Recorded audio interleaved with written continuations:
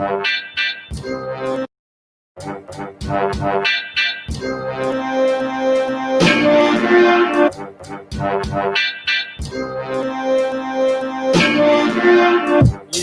gotta build a new world, son. So don't just sit there. We gotta get up, get up, get up, get up, get up. It's like that. Reconstruct the economy and let a fear model be created. Give the factories to the workers and the land to those who cultivate it. Let natural resources be expropriated in the capital of multinational corporations confiscated. Start real debates to convince people that another world is possible. Breaking the obstacles set by the evil. No matter if you're black, white, Muslim, or Hebrew, we all divided in classes, son. It's time to see through all the phony facts offered by the press and television. Got masses adapted to a certain image clicks vision. Time to start slanging subversive messages. Just monopolize propaganda, turn people into hypocrites, but let them never be blamed.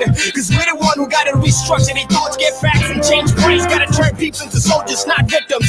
Give them a chance to change the path the life gave them. Spread the word and settle bases in schools and workplaces. Utilize any medium to spread your information. Write articles and spread pamphlets. Write graffiti with your slogans to let people know what's happening. Let the movement be the main attraction. Let them see that a change is a possible result of every action. Gather the masses to let them know they real world. Cause if it ain't the people who want to revolutionize the world, what is to be done?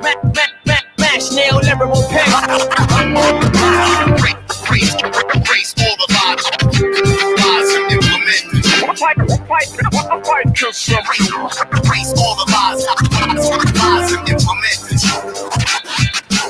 Time to wait for evil that starts with you. To reach most of the people, your message gotta sound simple. Too complicated, you probably gonna scare people. Never act elitist, cause the purpose is to be equal. So ally yourself with anyone who's down with you. But beware of twisted groups of extremists which can transform from a helping hand to the most ugly and meanest. Learn from other revolutionary processes. Don't let the media be your mirror, cause they make you just provocative. Teach the people about the class struggle that's going on. And hard labor for merchants making the rich stand strong. Tell them who the oppressor is and who's oppressed. Which classes produce richness when others be laying down the rest. Simplify theories and turn them to practical examples so folks can identify with your counter propaganda. Neoliberalism only offers war and poverty. All right, what is up, ladies and gentlemen? It's Comrade Dankey, those who bounce in between. How are you all doing today? I hope you're all well. I hope you're all alive. I hope you're not dying of coronavirus. I hope you're not unemployed. I hope you all have health insurance. Even if you're a chud, I still hope you have health insurance. You know, I if nothing else, it's so your children don't contract the disease. And greetings to all of my viewers here. Khadija Johnson, Chance Raid's doing another stream. Indeed, I am. Soviet Winter Prison back again. Thank you, comrade, for your repeated support. Huzzah for Chance Ray. Indeed. Jawad Syed says, "Sup? What's up, Jawad? Long time. It's been a long time since the last Dankey stream." Poppy Chulo says, "Chance Ray's back." Indeed, I am. I am back. Comrade Jib says, "I'm glad you're back, Dankey. It's good to be back." Arnaldo De Leon says, "Sup, Dankey, congrats on 2K subs, comrade." Thank you so much, and thank you to everyone who has viewed my channel and has followed my videos and watched everything that I've said, you know, over the past, I guess a year, just about a year. It's my anniversary, and I never would have guessed that, you know, in just a year's time, I would already have 2,000 subscribers. It's pretty big for somebody like me. I honestly didn't expect this channel to last very long. You know, if I can put on my my history glasses for a second and look back into the lore of the Dankey Kang channel, you know, going back, it's really kind of a miracle that my channel has survived this long on YouTube. I'm going to do a story about this in the future, but YouTube has taken to purging itself of Chinese YouTube accounts. I'm not Chinese or anything, but I do stick up and defend the People's Republic of China from time to time. And so I would be surprised if one day I wasn't the victim of such a purge. such is the nature of freedom and liberty to deny a communist his freedom of speech. But anyway, going back on, Pirate Alex says, hey guys, hey Pirate Alex. Dankey in the corner just be like, boom, boom, chicka, chicka, boom, boom. I'm assuming that's what those emojis mean. Thank you, Red Dundonian. Red flags, indeed. They are watching me, says Dankey. Papa Chulo, Uncle Thomas. Wow, there are a lot of people here. Holy shit. All right. I feel like I'm at my own birthday party right now. Now, they are watching me, says, I have lost 23 friends to COVID. That's horrible, dude. That's so horrible. My heart goes out to you. And Enzo Gilchrist says, Dankey, you should do more videos on student organizing. They were really helpful. Oh, thank you so much, Enzo. I will definitely make a video because I think, especially now with the rush to send children and students into harm's way, to send them back into the school system, in the midst of this global pandemic when it's nowhere near under control, I think is not only foolhardy, but there are significant class implications to be had in that entire dynamic. I think that students of all political backgrounds are able to rally together to support their own mutual safety and for the safety of campus staff. I feel like that's something that a socialist group on campus could very easily lead the charge for, naturally. Let's see. Jesse Bug says, hey, Dankey, what's up, Jesse Bug? How are you? Khadija Johnson says, holy hell, you're the first person that pronounced my name right the first time, lol. Cool. I'm glad. The Return of the King. That's cool. Awesome. Thank you very much, Generic Socialist. Full Metal 485 says, welcome back, Snake. Thank you. Thank you very much. They are watching me, says Vosh is on the attack. Oh, yeah. Believe me, friends, we will get into not necessarily Vosh because, it's bigger than Vosh. It's BreadTube in general. They have been in very rare form lately, and believe me, I'm going to give them essentially an open letter later on in the show. Jesse Bug says, heard earlier about a 7-year-old who died from contracting COVID the first day of school. Exactly, and this is why it's so dangerous to open these schools. Already, we have to talk about how little teachers are paid. Teachers are paid bubkiss in this country. They don't get anything.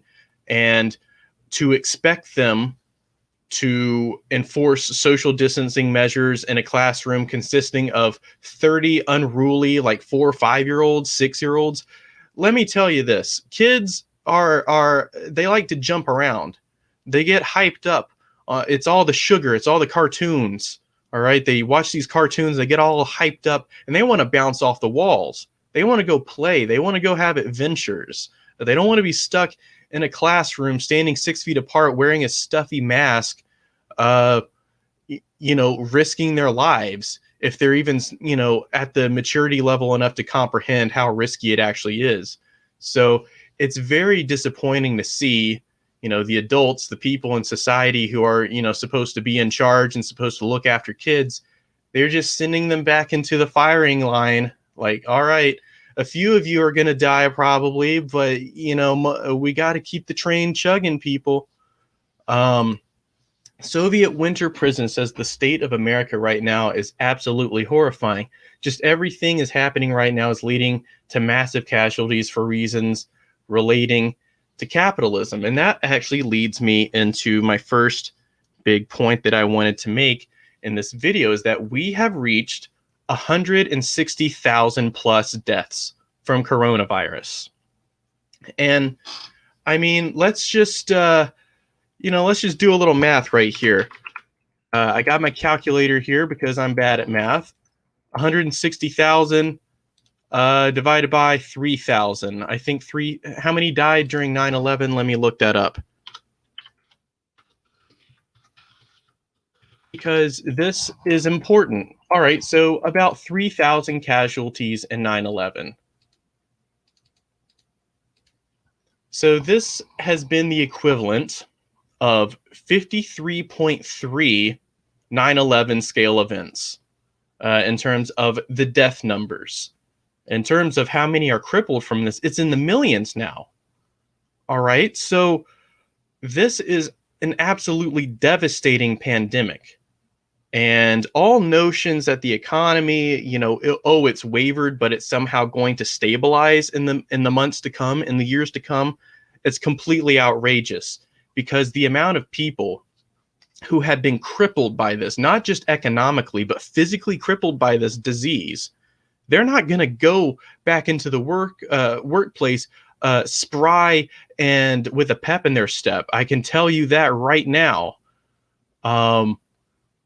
Papi Chulo says, how do I organize my preschool comrades? Well, you get them all to start sharing their blocks with one another. You don't let one kid hoard all the blocks. You need to, redistribute the means of block production.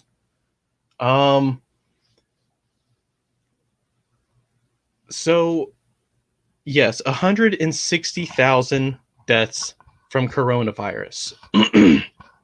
And I had the misprivilege, I guess, of watching the Axios review with Donald Trump, just a little snippet of it, just a little taste. And I was vastly disappointed. Trump, he's already a scumbag. He's already willfully enabling all of these deaths. He has sat idly by and let coronavirus ravage and rape this country. But now he's denying the numbers. He's denying the death toll. He's saying, oh, no, it's not going up, etc., etc. It's ridiculous. But I have some more numbers. And from an economic standpoint, it's extremely concerning. We have 50 million Americans filed for unemployment since this pandemic began. 50 million Americans. That's a lot of people. Soviet Winter Prison says, I watched the Axios interview. It was stunning listening to Trump. He's in complete denial of reality. That's exactly what he's doing. This is a let them eat cake situation for the year 2020.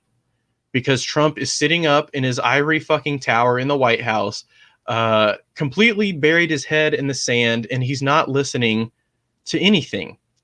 We Revolution says the deaths are completely underestimated. That doesn't even account normal deaths like car crashes are down. Yeah, I mean, this is also ignoring the fact that the official death numbers are probably not accurate. They are probably lagging behind the actual numbers, and only time will tell. It'll probably be several weeks before they are able to finally catch up to where they actually are, like right now. In terms of reporting COVID deaths, I've heard reports of certain hospitals forging the cause of death to be things like pneumonia and heart failure. Of course, these pneumonias and these heart failures are a direct consequence of COVID-19. But because the hospital could report it as a death from pneumonia or a death from heart failure, they wouldn't have to report it as a COVID death. There's real political pressure coming all the way from the White House to underreport COVID deaths. So the fact that we're sitting at an official death count of 160,000 probably tells me that there's a lot more Americans out there that are dead than this. We talked about how there is a massive unemployment problem in this country. Everyone's losing their jobs. Small businesses are struggling to stay open. Restaurants are struggling to stay open. Pretty much any mom and pop startup store is pretty much shit out of luck when it comes to this entire situation. They're forced to close down. They're forced to fire their staff. So you have 150 million Americans filing for unemployment, but you also have to realize that employment is pretty much the number one means by which Americans acquire their health insurance. And so with unemployment comes a subsequent loss in health insurance coverage. And now the numbers say that 27 million Americans are losing their health insurance coverage. Now, 5.4 million of those won't be able to cover basic expenses without the weekly $600 federal unemployment supplement. And this is also something that's very important to talk about.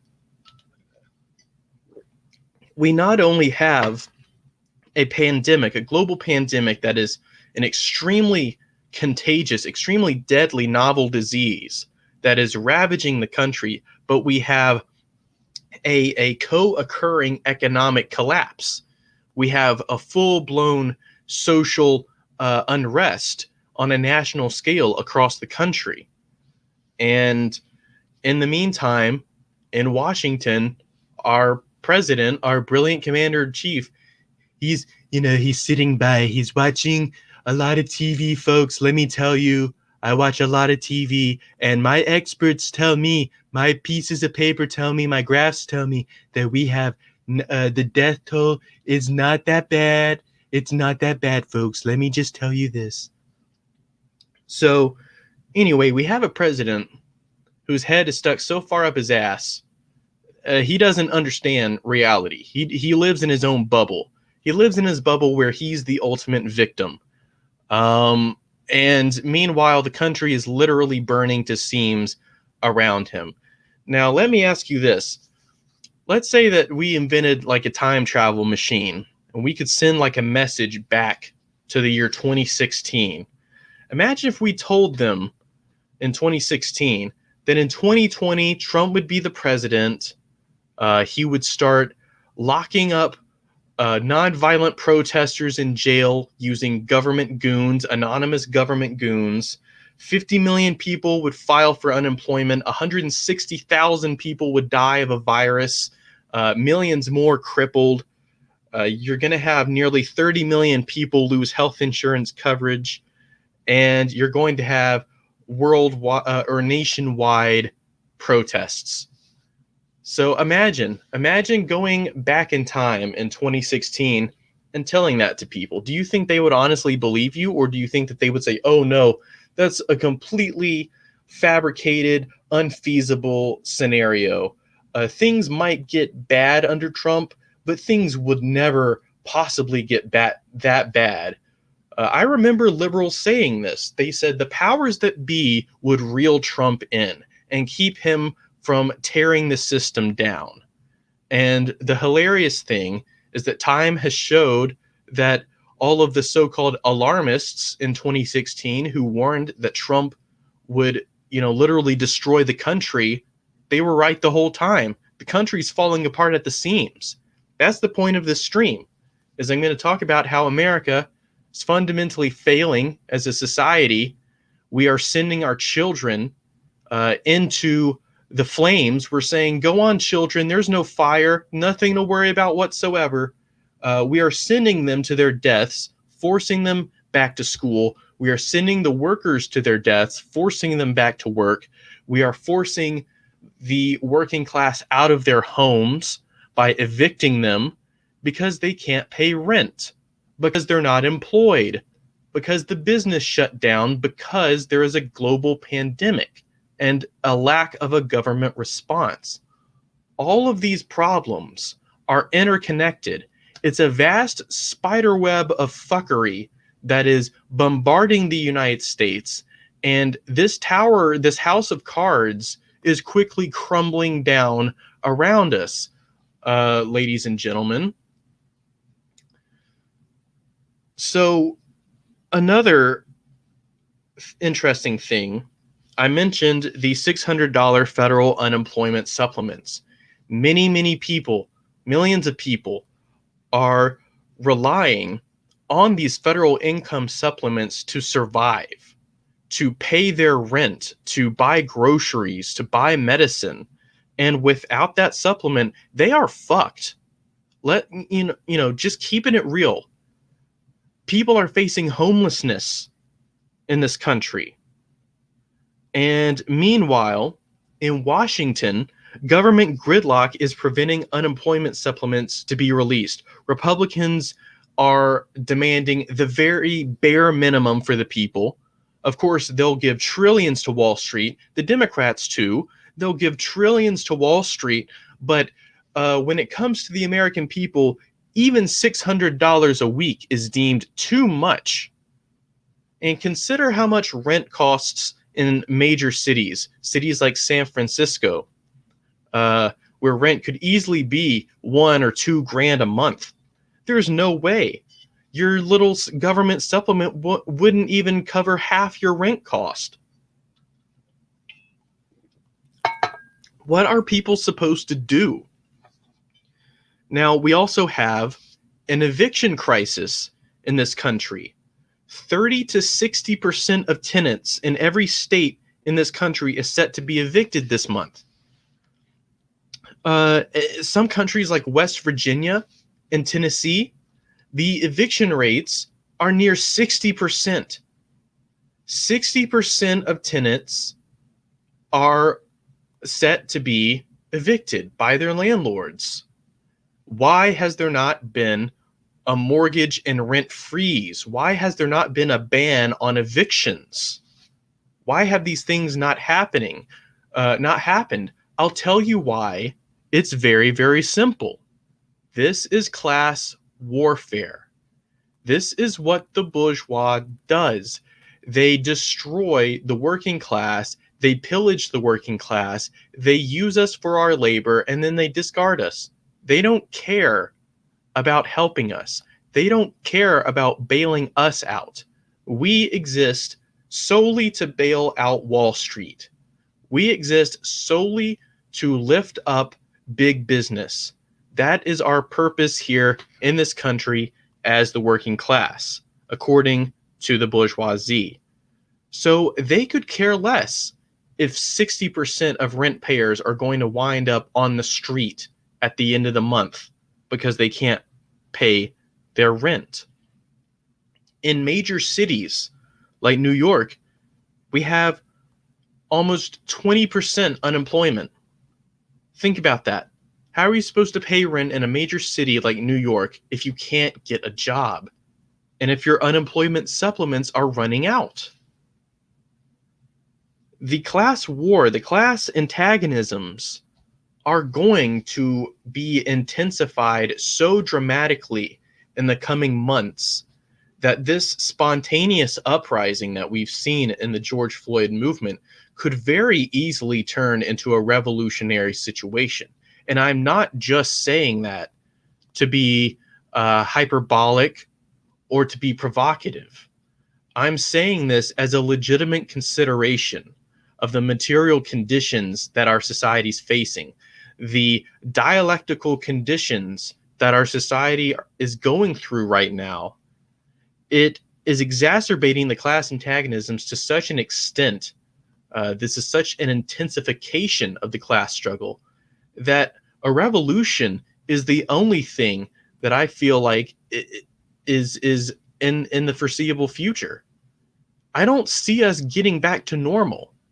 Let's say, for example, Trump loses in 2020, and let's say that Trump loses in 2020, Biden gets elected. Okay, we have 4 years of Biden, 4 more years of neoliberalism, 4 more years of imperialism, 4 more years of a privatized healthcare system in the midst of a global pandemic, 4 more years of systemic racism, 4 more years of wealth inequality. It's not going to change anything. It's not going to solve anything. Biden won't bring peace. He may bring a temporary, de-escalation, but the wave is already rising. The tide is already rising, and you can't beat back the rising tide of the working class finally in this country becoming class conscious. If nothing else shows the working class that the bourgeois hates them and that they're expendable, it's this situation right here. It's when 60% of tenants in Tennessee are facing eviction. It's when 160,000 people have died. It's when 50 million people are unemployed, 27 million people are losing health insurance. These are the conditions that a revolution occurs in. An intensification of the class struggles. Revolutions don't occur in peacetime. Revolutions don't occur when the working class has been satiated by the bourgeois neoliberal powers, usually through imperialism. But revolution comes when the class antagonisms intensify to such a degree that it forces action from the working class. It's truly, in this day and age, it is truly socialism or barbarism. And we've seen plenty of barbarism in the United States.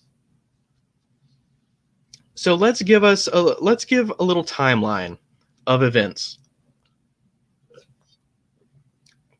So way back on May 31st, you had protests outside the White House that forced Trump to enter his bunker. Of course, everyone made fun of him for that, called him Bunker Don. He probably peeked out the White House and said, "Oh, geez, those are a lot of black people out there. Oh, I gotta get to the bunker. Someone, anyone, grab me some chicken wings and grab me a fillet of fish. I'm going down to my bunker." And down he went. And a few days later, or the next day rather, on June 1st, you had Trump come out of his bunker and he wanted to take a picture in front of a cathedral, St. John's Cathedral in Washington, D.C. But there was just one problem for old Don.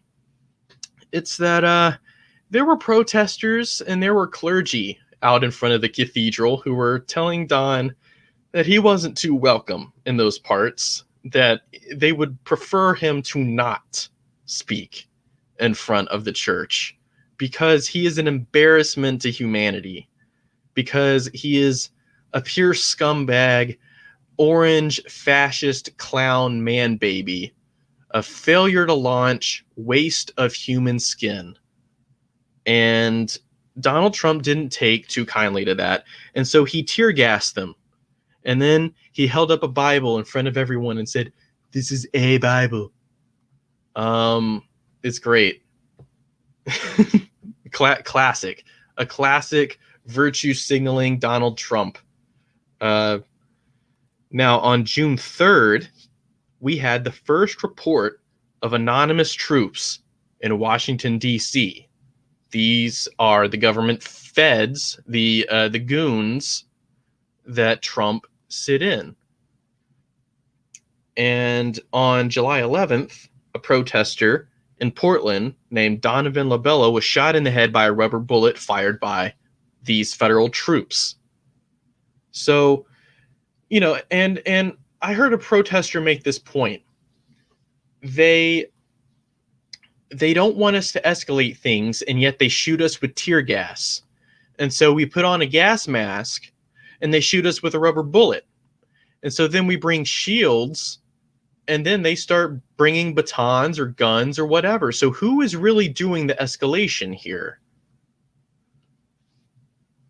On July 15th, you had protesters kidnapped and shoved into unmarked vans by anonymous troops in Portland.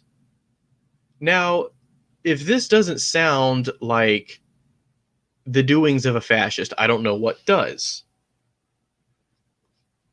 On July 18th, and just before you call me a virtue signaling leftist communist cuck, know this, that there was a Navy veteran named Chris David who was assaulted by anonymous troops in Portland.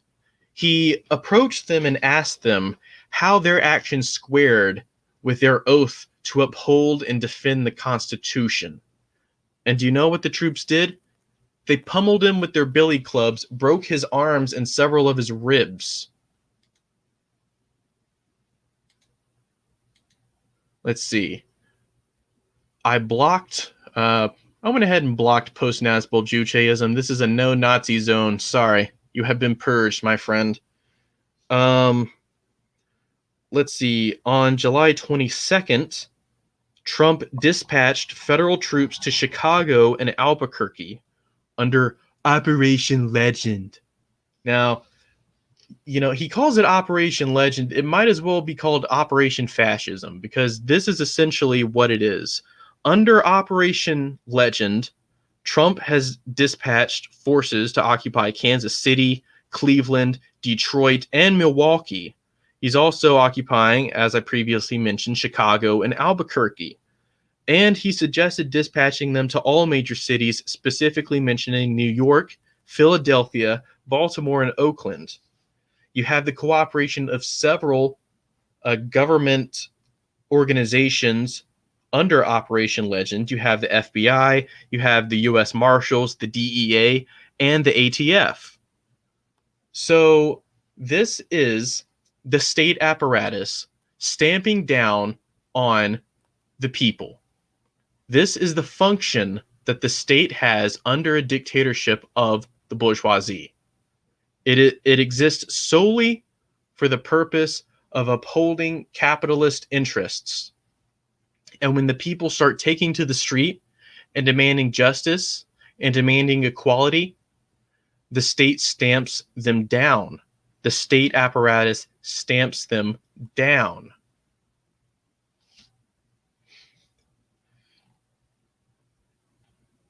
Let's see. I am going to go over some comments now. Let's see. Yep, I noticed that post-Nazbol Juche guy was in the chat. I just went ahead and got rid of him. Jawad Syed said, finally, thank you for purging him. It was definitely my pleasure. Clifford, the Big Red God, says, Comrade Dankey, I respect my decision. Yes, I pulled a virtual Battle of Stalingrad right here.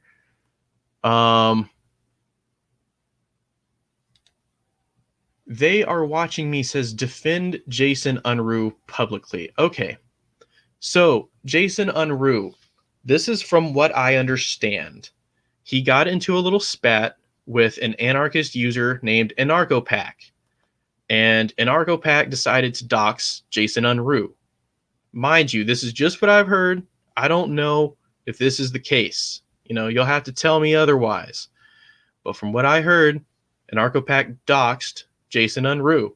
And so in retaliation, Jason Unruh deliberately misgendered AnarchoPack. Was it okay to do that? Not necessarily. I think it was in poor taste myself, but I wasn't the one who was doxed, okay? Even though as angry as I would get in that situation, I don't think I would ever deliberately misgender someone. That's a low blow. I will say that is a low blow, but Jason has come out in support of the trans community many times since then. From what I understood, he was one of the few that spoke out against the human trafficking of trans women. I think it was in Texas or Arizona. So there are cases where Jason Unruh has come out and said, I support the trans community. And so I think his beef with AnarchoPack is a separate issue. I think he deliberately misgendered AnarchoPack. I don't think that's cool, but I also don't think that doxing somebody is cool. Now, I would be more than willing to have a discussion with Jason or a discussion with AnarchoPack about that. But yeah, I am going to publicly defend Jason because insofar as what I know, he has more than made up for his, slight against the trans community with AnarchoPack with his recent videos supporting the trans community. People are allowed to change. People are allowed to grow out of reactionary positions that they used to hold. And I think if we go around telling people that if they were ever a reactionary, their voice needs to be discredited, I think does a disservice because people are allowed to grow out of their out of their positions. Red Dendonian says, if you dox someone, you don't deserve respect. At that point, you can put it off as just being the better person. You can say, all right, I've been doxxed, but I'm not going to go and call this person, deliberately misgender them. But keep in mind, I wasn't in that situation. I wasn't privy to all the information involved, so I don't know how severe it was. I'll just say this: doxing isn't cool. If you try to dox someone, that's a scumbag move. And as much as I despise somebody, I would not dox them, because then I am essentially being a stochastic terrorist. So anyway, that is me sort of sticking up for Jason Unruh. Jason Unruh also gave me a shout out in a recent video. He stood up and defended me against this crazy stalker guy who is absolutely obsessed with me. It's pretty awesome. But thank you for Jason Unruh. Thank you to Jason Unruh for sticking up for me and showing solidarity. So let's see. Well, first of all, the last thing I'll say about the Jason Unruh, the human trafficking group that he called attention to was called Midnight Productions. Okay, so if you want to look more into that, look into his video on Midnight Productions. So Sparking Steel said, what are your thoughts on Tradcom or traditional communism? I've heard many things about it, but I can't make heads or tails about the ideology itself. I honestly don't know what that what is traditional what does that mean? Is that like I'm sorry, is that like anarcho-primitivism or something? Primitive socialism?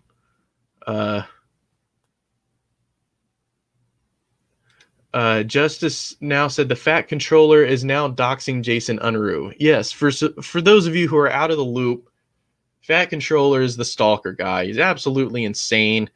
He keeps making sock accounts, and he basically wants to dox me. Like, he is telling everyone, like, if you have information on who I am, like, email me at this Gmail address. This guy, he's put an APB out on me, and I guess he's also got a hard on for Jason Unruh now. It's, I just picture like somebody like Buffalo Bill, like, from Silence of the Lambs when I think of this dude. So let's see. Yeah, Sidecar PKM2 said he's still making videos about me. Yeah, that's the sad thing. That is the sad thing. And all right, I'll just say it like this. I am not a pedophile. Can't believe I have to clarify this. I'm not a pedophile. All right. I like my women to at least be like of drinking age. I'm 26 right now.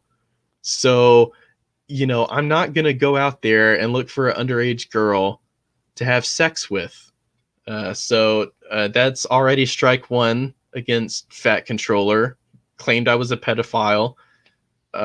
Two, I've got nothing but love for the physically and the mentally disabled out there. I have compassion for them. I'm a very compassionate person. I'm a very empathetic person. I'm empathetic towards the plight of the working class. I'm empathetic towards the plight of the physically and mentally disabled. But that being said, I'm not empathetic if you're a chud. If you're a chud, if you're a chud, it doesn't matter. If you're a chud, I attack you on your chuddery. I don't attack you on whatever mental or physical disabilities you may or may not have. I'm out there trying to discuss the ideas. To put it as Dave Rubin would say, I'm all about the ideas. Now, Jesse Bug says Chance Ray is love, Chance Ray is life. Now, for those of you who don't know where the Chance Ray thing came from, Fat Controller thinks that he figured out what my name was in real life, and he thinks I'm some guy named Chance Ray Franga. Obviously, that's not my real name, but I'm just gonna stick with it. It might as well be my real name at this point. Buck Russell said, what do you think of the new Black Panther Party? Sorry I ruined y'all's Black Panther Party. I'll be honest, I don't know very much about the new Black Panthers. I've heard that they are capitalist. They're no longer like socialist like the classic Black Panthers. So, that's a bit of a shame. Buck Russell said, I think we should support Black nationalism. I think we should too, to a certain extent. Obviously, Black people are not immune from being reactionary and advocating for reactionary policies. And so we should oppose Black politicians and Black leaders that are reactionary in nature, that are counter-revolutionary. But I think as a socialist movement, we need to empower voices of color to come to the forefront of the movement and to really take the reins. This movement is for the liberation of the entire working class, white and black, men and women, gay and straight, the whole shebang. And so it should not be a movement dominated solely by the voices, by the leadership of straight white men. And that doesn't make me a raging SJW for saying that. It makes me a pragmatist. We need mass input.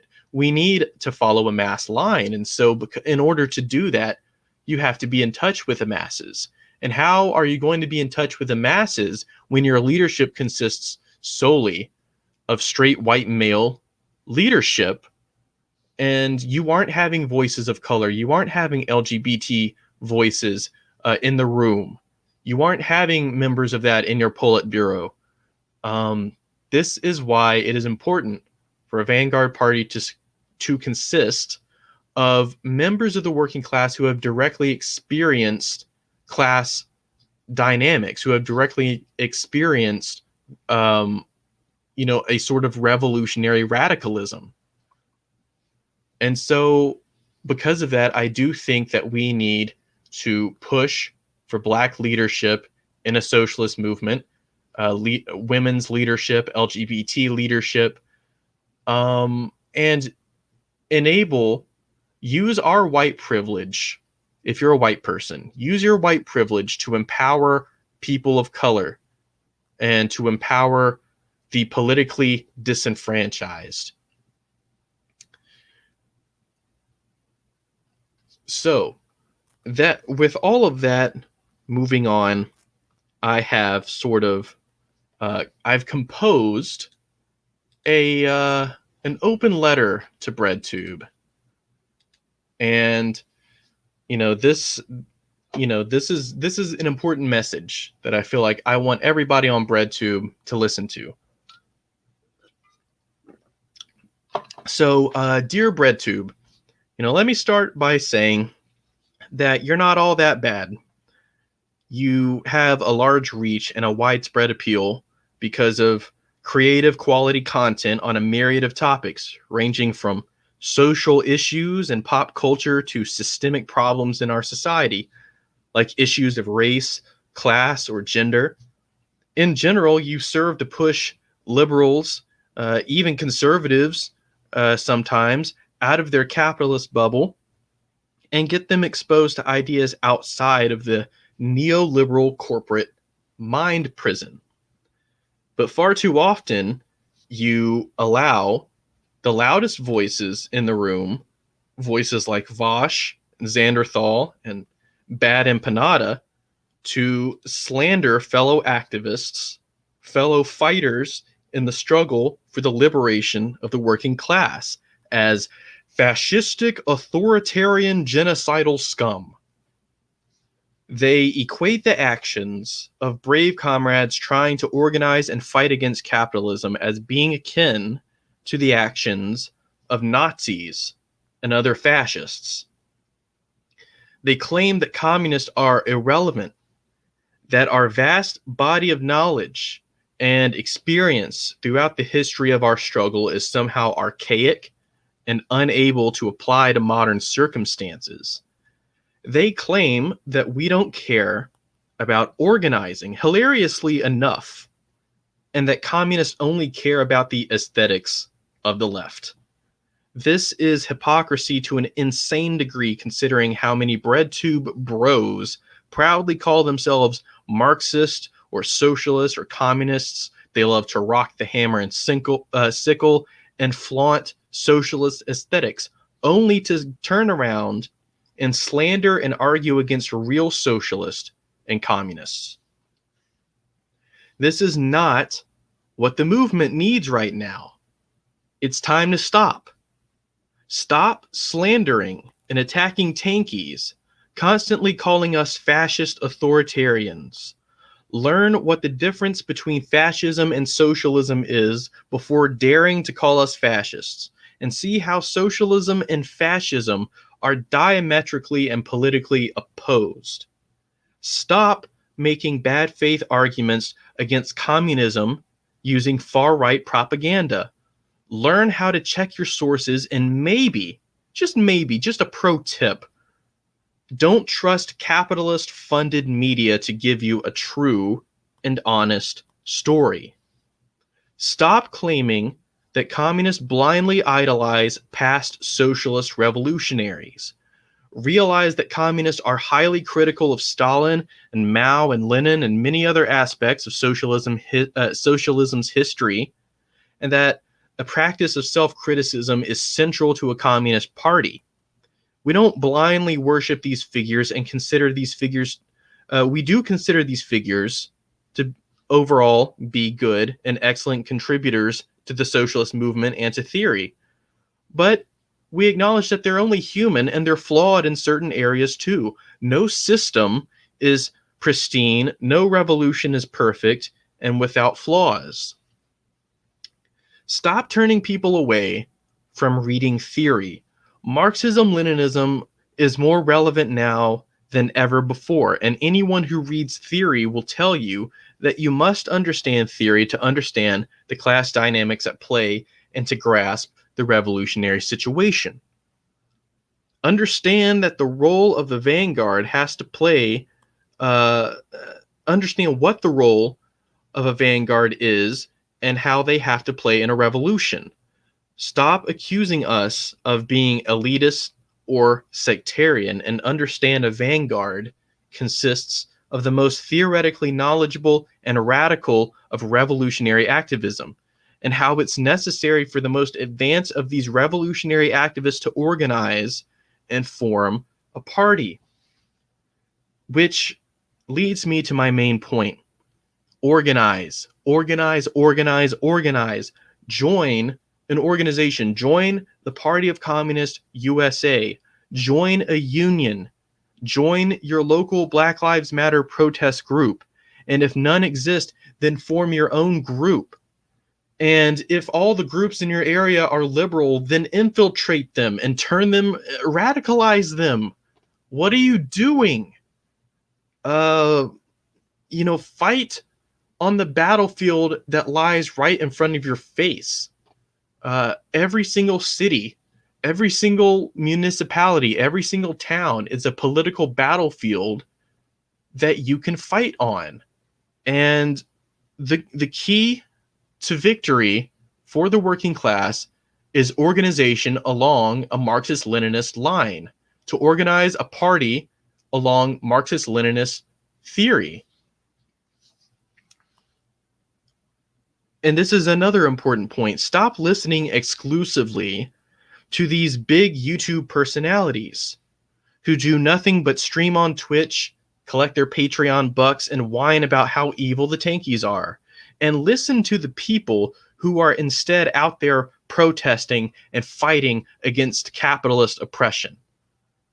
Listen to the people who are out there fighting and protesting the state right now. Not the people who are sitting by, collecting their Patreon bucks, streaming video games, and whining about how evil the tankies are. Spontaneity is not going to result in a revolution, and neither is tailing behind the masses. The only way forward is for the most radical and theoretically knowledgeable activists to form an organization to lead the working class. This vanguard, like I said before, It will consist of men, women, non-binary people, black, white, people of all different backgrounds and identities. And to oppose the organization of such a vanguard is to ultimately oppose the destruction of capitalism. Anyone who speaks out against tankies in such a perilous political environment needs to be universally mocked and ridiculed for attempting to divide the left in a time where we need organization. And to quote the Bible here, like a good Southern boy, there's a verse in the Bible that goes, "When I was a child, my thoughts and reasoning were that of a child, but now that I am a man, I have to put away childish things." And that's basically what needs to happen with BreadTube. It needs to mature. It needs to embrace a higher level of theory and a higher analysis. It's currently being enraptured by clowns like Vosh and Zanderthal that will distract you with Twitter bullshit while the real class war wages outside. It's time to set these clowns aside and embrace content creators who are truly revolutionary and aren't just LARPers. So with all that said, I'm going to go over some comments here just to wrap up the stream. But that was my open letter to BreadTube. I hope they listen to it. They certainly need to in times like this. These are very perilous political times, and the left needs to be organizing. And I say this as a Marxist-Leninist. I am not opposed to working alongside anarchists, even social democrats to a certain extent, to build a broad anti-capitalist or anti-imperialist movement, a pro-racial equality movement. And I think that's part of the nature of activism, is forming sort of a united mutual front with all these other groups and fighting alongside them.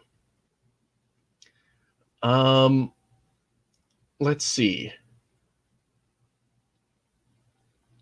In terms of, so someone here is asking, why did Iron Curtain remove its Maupin interview? Well, Caleb Maupin, you know, he is a content creator that I started watching a little over a year ago. And I was familiar with, you know, his stances on China and socialism. And he is very knowledgeable about those facts. And so in many aspects, I think Caleb Maupin is doing many, many good things for the community. He's very knowledgeable. But at the same time, he does things that I don't necessarily agree with. And, you know, keep in mind, I'm not Caleb Maupin's master. I can't tell him what to do and what not to do. He's a big boy. He's an adult. But all that being said, you know, I don't really agree with some of the folks that he has appeared alongside with in panels and you know, namely Alexander Dugin. But, you know, that this was sort of a decision made by the podcast because we felt like we did not want to be associated with Alexander Dugin. Now, all that being said, I think Caleb Maupin is all around a pretty okay guy. I think he's a cool guy. I think he's a comrade. But the unfortunate thing is that he, you know, appeared alongside Alexander Dugin, who is virulently anti-communist. And that's something that I simply can't defend. I'm not going to defend it. I will say that if you want to hold Maupin's feet to the fire over this, I am not going to stoke those fires.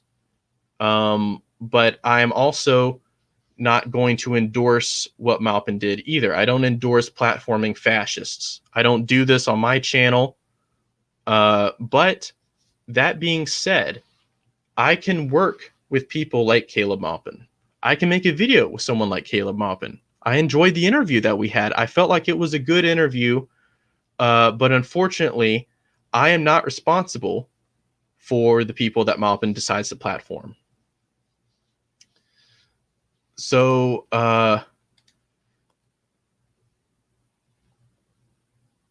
let's see. Arnalco De Leon said Caleb Maupin is a cool dude. So yeah, I mean, there are a lot of people out there that think that Maupin is, you know, a good comrade.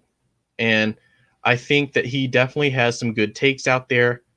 All that is to say, I'm not privy to all of the information at hand, and I am not in charge of who Maupin decides to platform or not. So I mean, I could condemn Maupin on that, but I could praise him on his other works. As Pyrodalix points out, his takes on the synthetic left are great. And that is a good video. Elijah Tyra says, hey, fellow PCUSA member. Hello, comrade. How are you?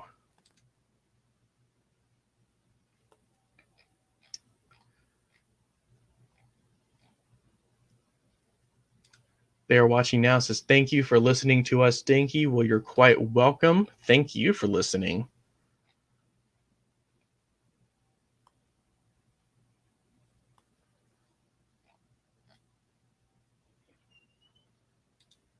All right, Jawad Syed.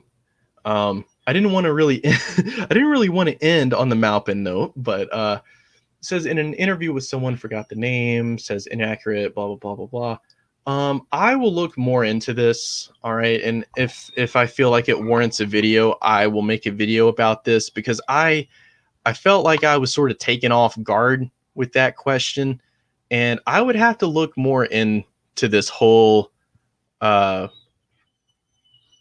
to this whole ordeal. Hold on, my dog's whining. I gotta let her in.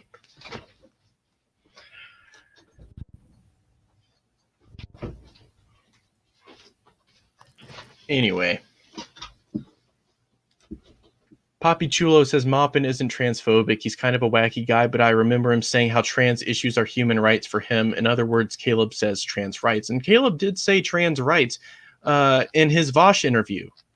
So, you know, for people coming out saying that Caleb is anti-trans people, I mean, I would refer them to watch his exchange with Vosh and how he defended the trans community in that interview. All this is to say that context matters, people. And if Maupin had different views years ago and he decided to change his mind, he's entitled to change his mind. I think that we should celebrate when someone decides to say, I'm no longer a reactionary in this regard or in that regard. I think if someone, even if someone was a horrible white supremacist chud in their past, I think as long as they apologize for it and they understand what they did wrong and they're genuinely remorseful, then we should let bygones be bygones. Now, that aside, if you've like lynched somebody or done hate crimes against someone, you know, you deserve to get fucked up. But, you know, if all you've done is just wear a MAGA hat and be a little shit boy for the past 4 years, and then you decide to step out of your Trump stupor and you decide to come into the limelight and start reading theory, you know, I think we should welcome you with open arms. No, not too open, though.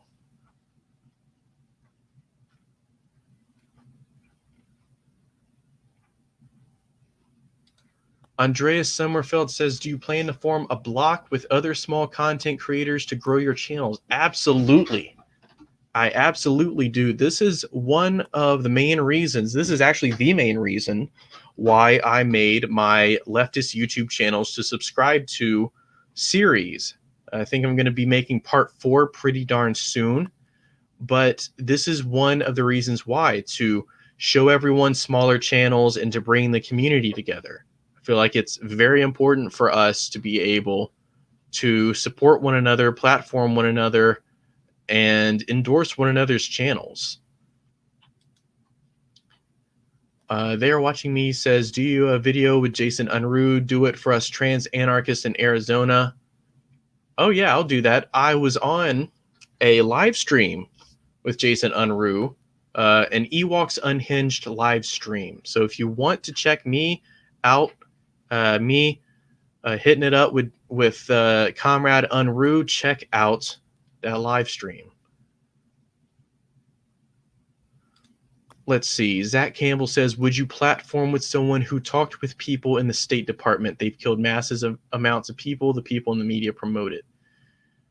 Would I platform with someone who talked with people in the State Department? Well, I mean, I'm not going to criminalize someone based on who they've talked to. Now, it depends. Are they getting paid by the State Department? Because I wouldn't platform someone paid by the State Department. But if they've just talked to a Fed or something, well, that's not grounds for deplatforming at all. I mean, they might be a comrade or something. Who knows?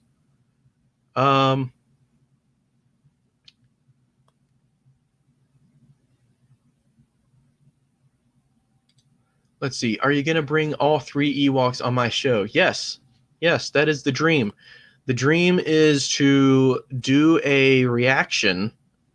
Maybe the Axios interview. That'd be a good thing to react to. Either that, or we could react to like the Star Wars holiday special. It's one of my most favorite pieces of media ever made. You know, in the future, after Trump has launched the nukes and wiped the earth clean of all life, I hope that there's like a golden record containing that movie that is preserved for the alien archaeologists to find, because it truly is a testament to human creativity. What can I say? The 70s were a wild time. Let's see. Full Metal 485 raises an interesting question. Can BreadTube even beat Donkey Kong Country 2? I don't know. I certainly can, but I doubt it. Maybe if my channel gets big enough, I could do a charity stream. Donkey Kong Country 2 charity stream. I'll do what H Bomber Guy did.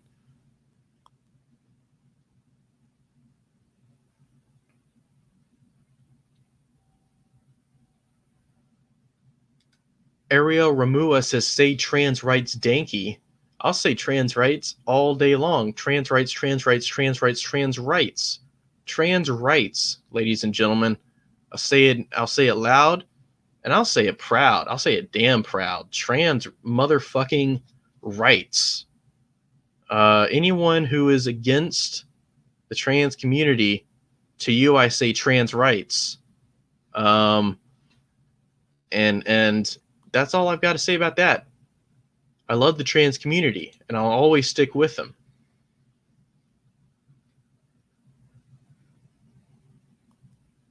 Captain Waffles, he's going to defend Maupin. He says, you missed the doubled standard I'm applying to Caleb. Dugan actually hasn't killed anyone or inspired anyone to kill. People who worked for the State Department killed millions. So because Caleb Maupin interviews or has platformed people from the State Department, you know, we shouldn't platform. I can understand what you're trying to say here, Captain Waffles, but we also have to understand that Caleb Maupin is a journalist. He's a reporter. That's part of his job, unfortunately, is to appear alongside people who are kind of scummy individuals, occasionally fascist and occasionally State Department, basically fascist too. I'm not going to say that this is necessarily a good thing, but as a reporter, he sort of needs to be able to platform these sorts of people.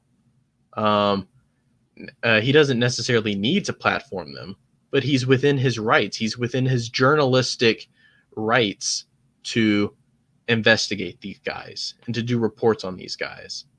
Now you say Dugan hasn't killed anyone or inspired anyone to kill, but Dugan is an anti-communist. And so if I was in Maupin's position, would I platform Dugan? Absolutely not. Were I in Maupin's position, would I platform the State Department? Absolutely not. But I'm not in Maupin's position.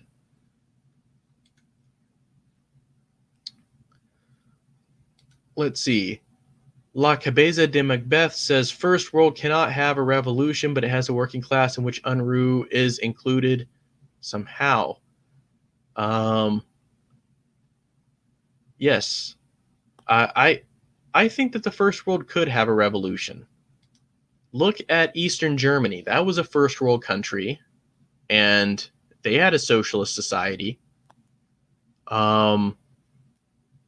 I think that the people who say revolution can't come in the first world are being defeatists. If anything, the class antagonisms at play in our country show that a revolution is certainly possible. More than likely, it's on the horizon. So I think you might be eating your words pretty soon. I think a lot of third worldists might wind up eating their words. Jay Blake says, fellow commies, we need to read more economics. Well, I mean, the same that could apply to theory in general. Just, read your theory. Buck Russell makes an interesting point, but where are the leftists in the small towns? This is why it's important to reach out to organizations like the Party of Communist USA, because we focus on recruiting from rural areas. There are groups out there like the PSL that will recruit and grow their numbers in major cities, but they will pay no attention to the countryside. They'll pay no attention to rural areas. And our party is different. Our party is one that actively recruits from areas all around the country, not just the major metropolitan areas. So if you are a leftist in a small town, you'll find a home in the PCUSA for sure. And it certainly won't help you out. It certainly won't hurt you to check it out. Red Streakable says, I'm a leftist in a small town. Well, I highly recommend you check out PCUSA. If you want to send them an email, they'd be more than happy to respond to you. Now, Justice says, Dankey, third worldists are not defeatist. I didn't mean it like that. What I meant was that people who say that revolution in the first world's impossible are defeatist. I don't think all third worldists necessarily believe that. They don't believe that revolution's necessarily impossible. And, I'll say it freely. I certainly think revolution's more probable in the third world. After all, we live in the imperial core. The State Department is catered exclusively to the interest of imperialist capitalists. And so, the prospects of revolution are a lot more slim in the United States, but it's not like a done deal. It's not our destiny to forever be a capitalist hellhole. Rendondonian, he says, I'm pretty sure he's talking about you saying that Caleb being canceled because Dugan, but people don't get canceled for talking with literal war criminals. I mean, all right, I'm not going to lie. If I had a chance to interview a war criminal, I would do it. And I'd tell him to his face what a piece of shit he is. If nothing else, just for my own peace of mind. But, I honestly think that both of these instances are condemnable. If you talk with a war criminal and you're being all chummy with them, that's not good. If you're talking with a fascist like Dugan and you're being all chummy with them, that's not good. So, I don't condone either of those things.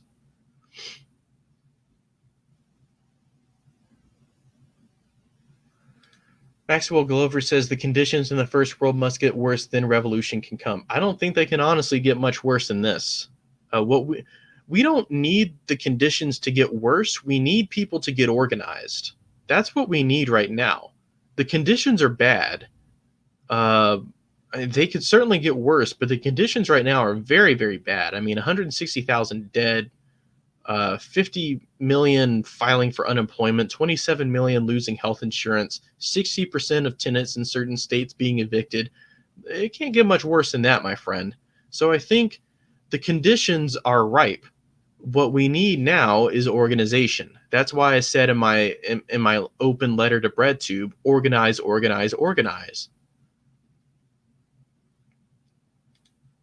Jay Blake points this out. He says, capitalism kills itself. First world revolution is inevitable.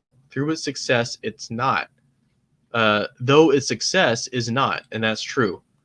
That's why we need to organize. All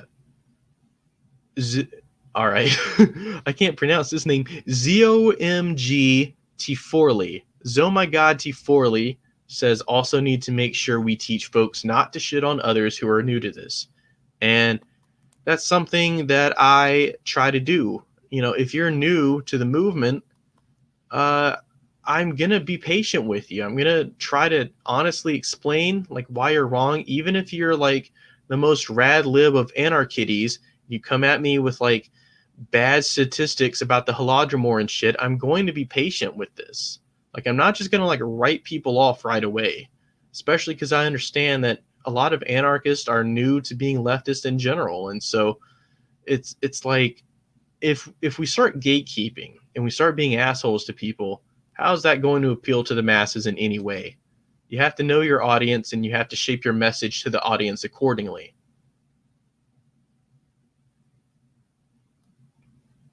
Jesse Bug says, great stream as always, Dankey, gotta go. ZOMG for Carly says, thanks for that at Dankey Kang. SpongeBob SquarePants says, like, yeah, have your issues with him, but right now it's absolutely not the time to be harping on about isolated instances of things you disagree with given the vast body of his work. And I agree with that too. If he had one bad take and a mountain of good takes, what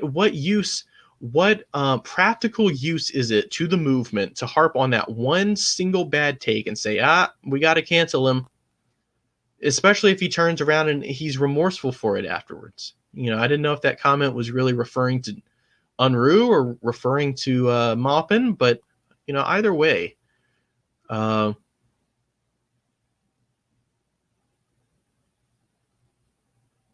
they are watching me points this out, and this is a very good point to make, that BreadTube does not speak for anarchism. And that's a point that in my letter to BreadTube I wanted to make clear, is that anarchists, the ones that are out there on the street protesting against the government, that are protesting against the police, and are defending the working class, those are comrades. These, you know, so-called BreadTube bros, these anarchists on BreadTube, these anarcho armchairists, they're the worst. They don't do anything. They sit around talking about Twitter drama, talking about pop culture drama. They ignore the battlefield right outside their home. This dialectical materialist battlefield that's raging outside, and they decide to focus and harp in on how bad tankies are and how evil tankies are. So to that regard, I'd say it's time to shelve these BreadTubers who do nothing to help the movement. They aren't mature. They haven't grown past their infantile stage of petty anti-communist anarchism. They're not willing to form a united front or a mutual front. They're not comradely, and they don't express solidarity with other leftists. Maxwell Glover points out that's true, Dankey. COVID and economic crisis are getting worse. Race riots are also waking people up. These are all things that are intensifying the class struggle because the people are experiencing this directly. It's one thing to tell the people that they're oppressed by capitalism if you're living in an economy that's decent, if you're living in a society where you don't have to worry about healthcare coverage, in a society where you don't have to worry about a global pandemic killing you and your family and everybody that you know. But unfortunately, we live in a society where you do have to worry about all those things, where your average person is facing eviction, loss of healthcare, loss of employment, subsequent loss of home. They're also facing being locked up by the State Department if they have anything bad to say about it. And God forbid you try to stand up against systemic racism or police brutality. And meanwhile, our president is sitting in the White House with his head up his ass, claiming that he's the ultimate victim. So the potential for revolution is getting there, comrades. It won't be long. People are going to get. What's going to happen during the mass evictions? What's going to happen when the second wave of coronavirus hits? It's going to get bad. And so to ignore the possibility of a revolution in the first world, I think, is to ignore the reality that we're going through right now. Even though the American working class is better off than, say, the working class in sub-Saharan Africa, it doesn't mean that we are somehow immune to capitalist oppression. And right now, we are suffering under an extremely brutal time in American history, where the state is essentially showing the people how little they care about them, and they're condemning the most vulnerable among us, young children, to go back to school in the midst of a global pandemic.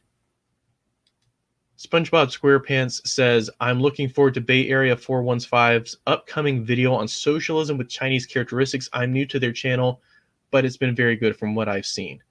Yeah, I love Bay Area 415's content. Check them out. Highly recommend everybody go subscribe to him. Arnaldo de Leon says, non-compete's one of the best bread tubers I can get behind, but the rest I don't know. And yeah, I second that. Non-compete is an excellent bread tuber. Non-compete is an actual comrade. Non-compete, all right, let me say this. Non-compete should be the champion of BreadTube. All right, it shouldn't. Get this fucking Vosh clown out of here. Get Xanderthal out of here. Get Bad Empanada. Get them all out of here. All right, non-compete should be the king of BreadTube because he's the only one who has expressed solidarity with Marxist Leninists and other comrades. He's the only one who sees the bigger picture, who understands the necessity of organizing. Right? He's not this individualist, egoist, asshole reactionary like the rest of these popular bread tubers out there. He's an actual comrade who actually shows solidarity. So yeah, I will defend non-compete. I will defend his girlfriend Luna Oi. I highly recommend everyone go check her out and subscribe to her. American Johnson says America will always favor the right. They will always favor Nazism, always favor the 1%. They will always favor a conservative view. They will always favor the right. Well, that's because of the bourgeois media apparatus. And as we have seen since 2016, the people's trust in the media is at an all-time low, and it's only going to get worse and worse. People realize when they're being fed bullshit. A lot of people are waking up to the fact that the MSM is nothing but bourgeois propaganda. Now, whether or not they think it's all funded by George Soros or whether or not they think it's all funded by the Koch brothers, that's splitting hairs. The point is that they are aware of the fact that their media is bought and paid for by the interests of the ultra-rich, for the interest of the ultra-rich. So you already see this aversion to the bourgeois media. And I think one of the biggest tasks going forward online for leftists is to provide a viable alternative to alternative right-wing media. Rather than getting people listening to alt-right podcasts and alt-right YouTube channels, we need to encourage people to listen to left-wing podcasts and left-wing YouTube channels. Shout out to the Iron Curtain podcast.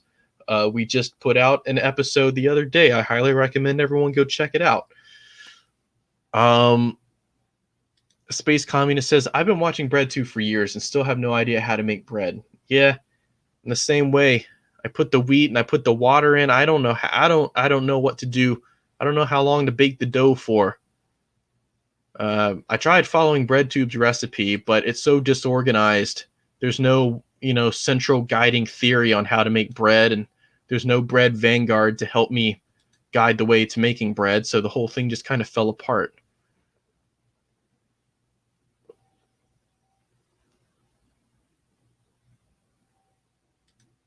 Forgive me, I don't know how to pronounce this.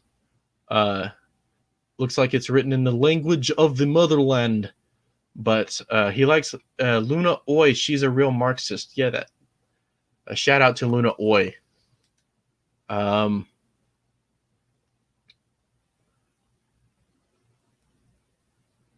They are watching us. Says it's time for us anarchists to take down BreadTube. I would support that. I think there needs to be a BreadTube revolution. You know, the out with the old moldy bread and in with some new fresh baked bread.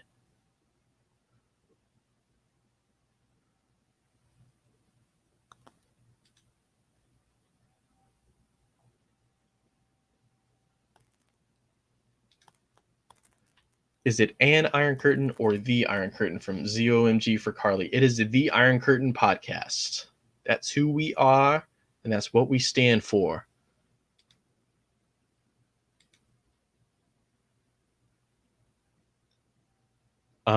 So just to wrap it up, you know, there have been some questions leveled at the podcast, and Punjabify says reject BreadTube, embrace Parenti. I agree with that. American Johnson points this out. I'm also sick and tired of people claiming Sweden, Norway, and Denmark are socialist countries. If anyone has ever been to those nations, it's far from socialist. Yeah, check out Finnish Bolshevik and what he's got to say about Finnish, quote-unquote, socialism. Weeb Revolution says, I feel like Vosh fans have made BreadTube irredeemable. Before tankies were not necessarily people anarchists agree with, but they weren't hashtag kill tankies going on in every thread. And that's why, you know, people have given me crap for harping on Vosh so much. But that's exactly why I harp on Vosh. Because he's turning everyone against us. He's an agitator. He's an anti-communist agitator masquerading as a socialist. I don't know if anybody has seen his banner. It's cringy as fuck. It's like Marx, Engels, and then he has like Noam Chomsky and then his own face like on the banner. It's cringy. Like he's the next level of theory. He's a higher level of theory. Jay Blake points out Vosh hasn't even read Kropotkin or Marx. I mean, this is what he does. He talks shit about Marxists. He talks shit about real socialists, people that are out there fighting against the state, people that actually understand theory. Meanwhile, he's just sitting by playing Twitch, playing video games on Twitch, collecting his fucking Patreon bucks while he's shitting all over actual comrades doing actual organization. It's pretty fucking cringy, bro.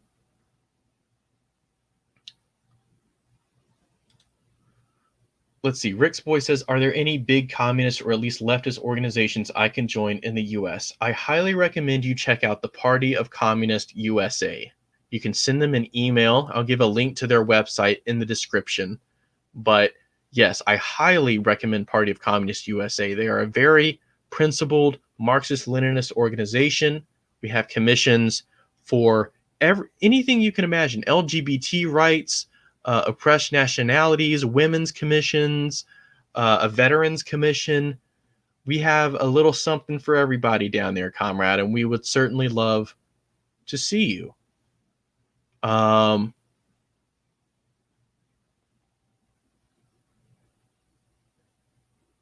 Yeah, Arnaldo De Leon says Vosh calls himself a Marxist. Also, Vosh shits on Marxism, and Karl Marx.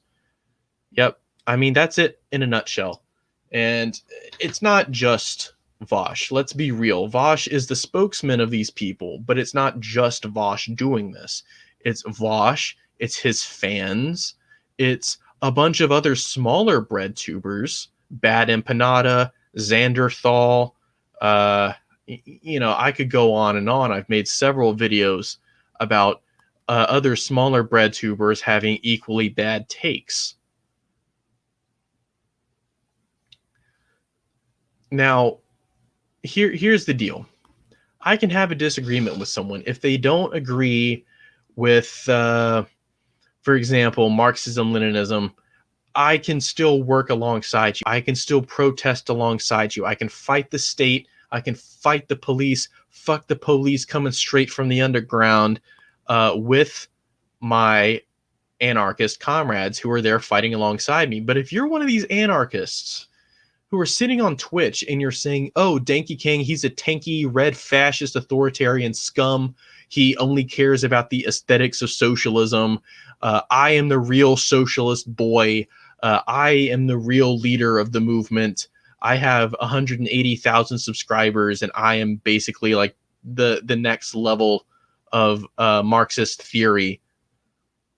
You know, meanwhile, all tankies are scum. You know, you're not doing the movement any good.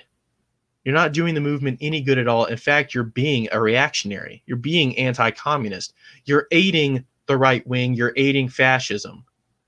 So you said it. You heard it here first, folks. Vosh is aiding fascism. If you're an anti-communist breadtuber, you are aiding fascism. The worst kind of reactionary is the one that pretends to be a socialist. So Arnaldo De Leon says, hey, Dankey, what's your thoughts on Bob Avakian and CPUSA endorsing Joe Biden? The fact that the CPUSA endorsed Joe Biden doesn't surprise me because the CPUSA is a defunct organization. It's been thoroughly infiltrated by the State Department, and they're no longer a true communist party.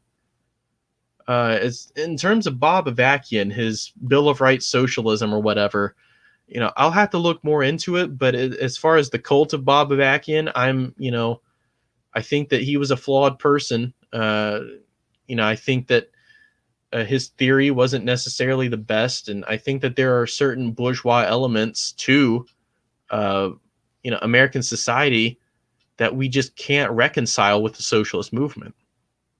And so it would require a whole new Bill of Rights, a Bill of Rights not elevating private property to such a lofty extent, but a Bill of Rights to elevate all the people. And that being said, I'm not totally familiar with what Bob Avakian wrote or believed. So I will have to do more reading on that.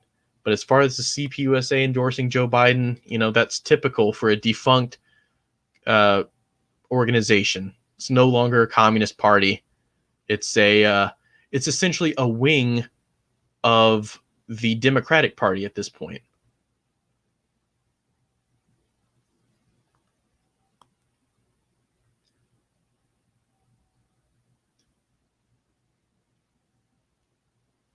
Space Communist said CPUSA never endorsed Biden, by the way. Okay, so I don't know. What do you want me to say, folks? Did they? Oh, it was the Revolutionary Communist Party. Okay. I'll have to revisit that because I don't know jack shit about the Revolutionary Communist Party. Yep. They Are Watching says you should check out Red Scare TV. I think I've heard of Red Scare TV. I'll definitely have to check them out. Dankey Kang, completely irrelevant, but living in the USA, do you think that musical celebrities are part of the bourgeois? I think if you get to the point where you have your own brand, oh shit, like Kylie Jenner's lip gloss and shit like that. I mean, people in sweatshops are making that and shipping it to the United States to be sold in American malls and in American beauty shops. And so at that point, even if you're not like the capitalist that controls like a majority share in that company, you're still the public face of a company that is exploiting workers either in your country or abroad. So I think if you're Hannah Montana special earrings or special lip gloss or stuff, even if Miley Cyrus wasn't making very much in royalties off of those products, she was still profiting from it for at least a certain extent. So I think to a certain extent, it depends on how rich and how powerful you are. But when it comes to a point where you own the means of production, where you own a makeup company or a fashion company, and you are profiting from the labors of the working class, yeah, I mean you're part of the bad guys. The Revolutionary Communist Party is Bob Avakin's group. Okay, I am learning more.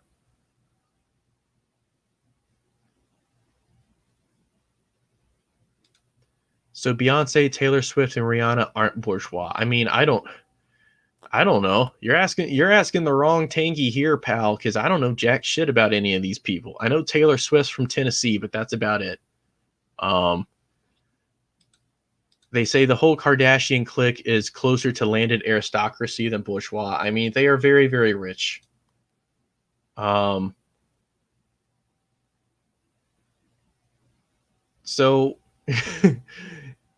someone asked me if Kanye gets the wall. You know, honestly, Kanye at this point, he's just a meme. He's just a fucking meme. Honestly, though, I think that the dude is legitimately mentally ill. You know, I'm going to pull a fat controller here, but I do think that Kanye is mentally ill. I think that his bid for presidency was a cry for help. I think honestly, the guy just kind of needs to get away from the public eye for a little bit. He needs a vacation, right? He needs to go to like Bermuda and just chill and not talk to anybody, not talk to the press, not say anything about, you know, the presidency or anything like that. The guy needs help.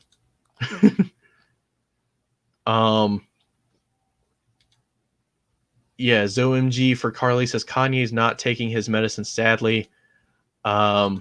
Space Communist says, congratulations on my 2,000 subscribers, Dankey. Good to see your channel growing. And thank you very much for that, Space Communist. I love the fact that my channel is growing. I never thought I would make it this far.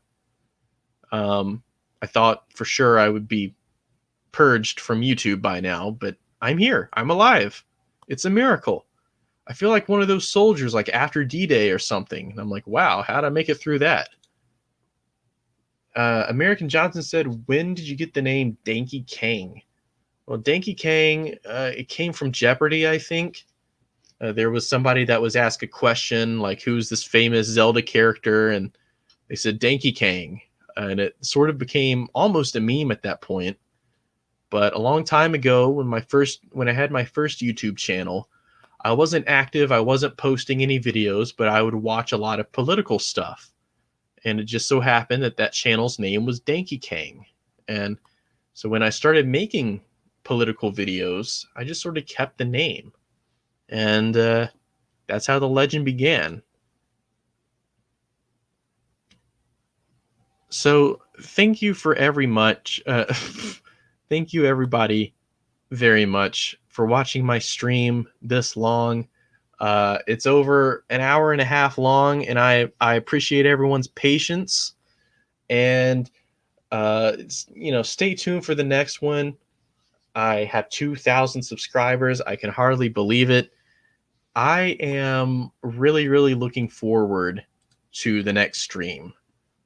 I am going to try to have it with some of my other comrades.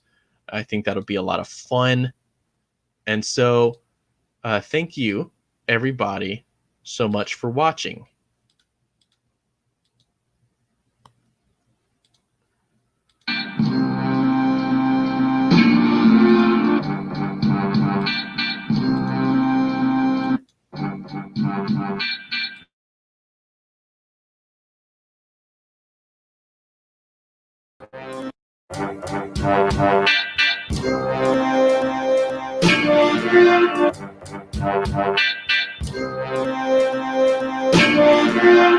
Yeah, we gotta build a new world, son.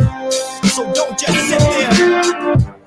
We gotta get up, get up, get up, get up, get up. It's like that. Reconstruct reconstruct the economy and let a fear model be created. Give the factories to the workers and the land to those who cultivate it. Let natural resources be expropriated and the capital of multinational corporations confiscated. Start real debates to convince people that another world is possible. Breaking the obstacles set by the evil. No matter if you're black, white, Muslim, or Hebrew, we all divided in classes, son. It's time to see through all the phony facts offered by the press and television. Got masses adapted to a certain and it clicks fish. It's time to start slanging subversive messages. Cause monopolized propaganda turn people into hypocrites, but let them never be blamed. Cause we're the one who gotta restructure their thoughts, get facts, and change brains. Gotta turn people into soldiers, not victims. Give them a chance to change the path the life gave them. Spread the word and settle bases in schools and workplaces. Utilize any medium to spread your information. Write articles and spread pamphlets. Write graffiti with your slogans to let people know what's happening. Let the movement be the main attraction. Let them see that a change is a possible result of a reaction. Gather the masses to let them know they real world. Cause if it ain't the people who want to revolutionize the world, what is to be done? Mash nail liberal pen. Erase all the lies and implement fight consumption. Erase all the lies and implement.